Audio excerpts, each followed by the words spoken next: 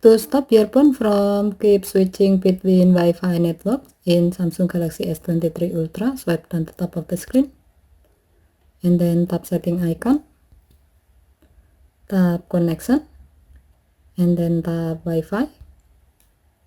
Next, tap more icon or three vertical dot icon at the top right, and then select intelligent Wi-Fi.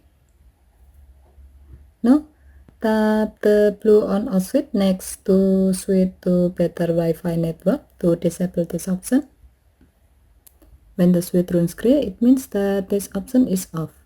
When this option is off, your phone will keep using the internet connection from your current Wi-Fi network, regardless of its speed and stability over other Wi-Fi networks.